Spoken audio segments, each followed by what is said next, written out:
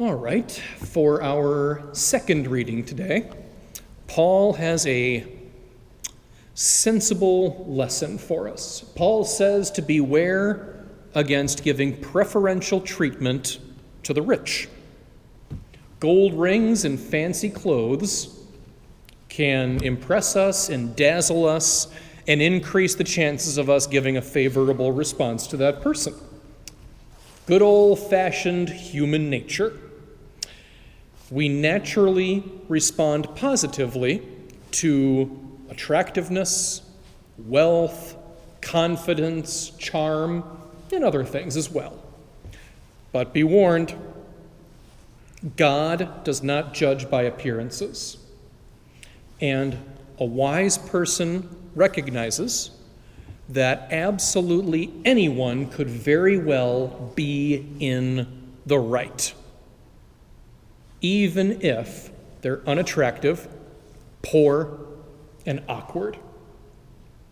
Everyone should be equal in that way, in that everyone should be equally heard.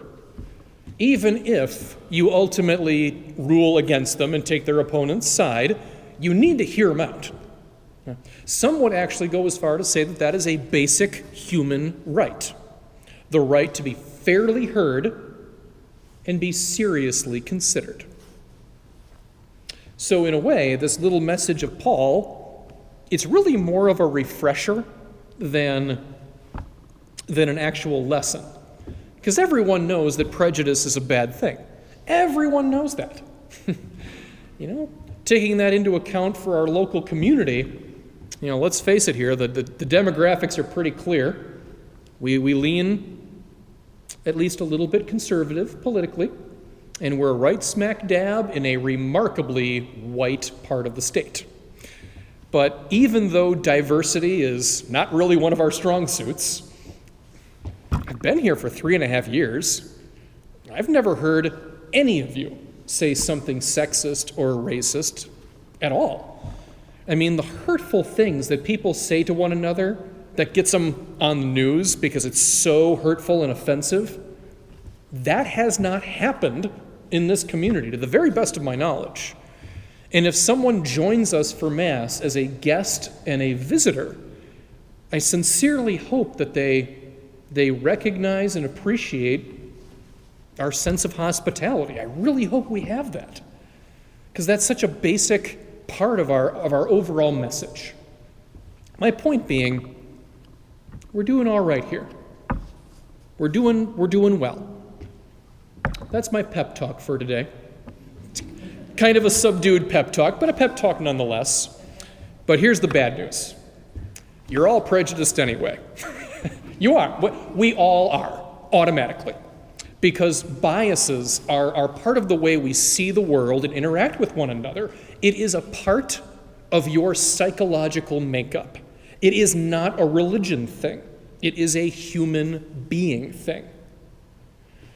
And the wisdom of paying attention to Paul's message in the second reading is that if we are mindful of the biases that exist in our minds, whether we like it or not, we are in a better position to keep those biases from ruling us. That is a good goal to have in your life in general. It's reasonable to assume that race, gender, and money are probably the 3 big things you got to watch out for in terms of showing preferential treatment and all that. So for the example of the day, let's go a little more obscure, just for the sake of variety. And I'm going to give you a little glimpse into my life last weekend so that you know that I'm not picking on any of you. Last weekend, as a lot of you know, I took a little cabin trip with my friends. No regrets. We needed that time together. Very well done in general. But still, it was 6 grown men and 4 large dogs in one enclosed space. Very little opportunity for anyone to be alone for any length of time.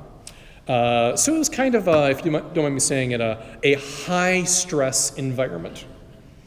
And I'm pretty darn sure we were a perfectly typical group of guys.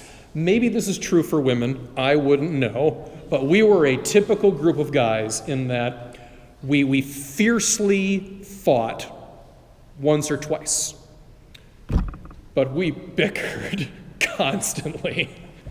The petty arguments that came up over nothing, they were practically unending. And when these interpersonal conflicts came about between two of us, the other four guys were kind of sucked into the drama, whether they liked it or not. It kind of just happened automatically. And those were the moments when our biases came out. That is when our preferential treatment and taking sides and all that, that's when it really came out. To pick on myself a little bit, one of the guys, don't get me wrong, he's a great and dear friend. He has I'm going to call it a personality quirk that has driven me up the wall since we were 12. In that way, he still does it, by the way. He has been basically the same person for 27 years. That's kind of impressive. But the thing is, if I'm not careful, when that personality quirk comes out, if I'm not careful, I will immediately jump to conclusions and assume the worst about him. I absolutely will take the side of whoever is arguing with him out of spite because he annoys me that much. I can say that because he's my friend and I love him. But that's prejudice. That's bias. That is playing sides and picking favorites and all of the other ways we phrase that. It is exactly the same thing as Paul saying you can't pick the rich guy over the poor guy just because he's dressing better. It is the exact same problem. And it is the better part of wisdom to hold back judgment until all the results are in. Paul's moral in this second reading, it is so simple. It is so simple. It is older than him. It is far older than Jesus.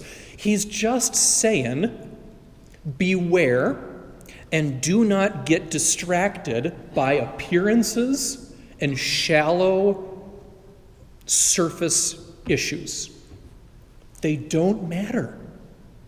Instead, get to the heart of things. Find out what's really going on and pay attention to what really matters. And remember that absolutely anyone could be in the right and be worthy of respect.